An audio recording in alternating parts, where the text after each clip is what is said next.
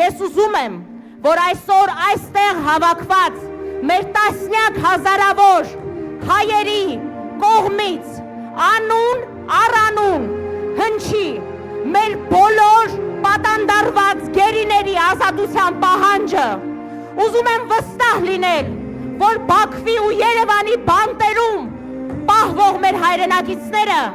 հունիսի 7-ից հետո լինելու են ազատության մեջ, հունիսի 7-ից ձեր ընտրությամբ ու ձեր քվեարկությամբ է որոշվելու մեր հայրենակիցների ճակատագիրը, որովհետև նրանք այսօր անազատության մեջ են իրենց քաղաքական պայքարի ու հայրենիքի համար մղած իրենց պատերազմի համար։ Ուզում եմ այս պահին բոլորս միասին անուն, անուն հիշենք ազատություն մեր ընկեր Ռուբենին, մեր ընկեր Դավիթին,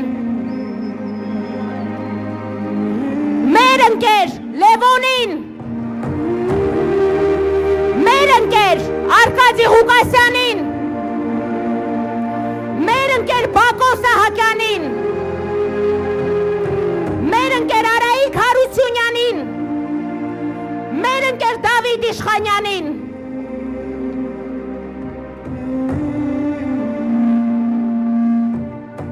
մեր ընկեր Դավիթ Դավթյանին, Գևորգ Սուջյանին, Ռաշիդ Բեգլարյանին, Մադատ Բաբայանին, Ալյոշա Խոսրովյանին, Լյուդվիգ Մկրչյանին, Դավիթ Ալավերդյանին, Լևոն Բալայանին, Վասիլի Բեգլարյանին, Էրիկ Ղազարյանին, Գարիկ Մարտիրոսյանին, Մելիքսեթ Փաշայանին,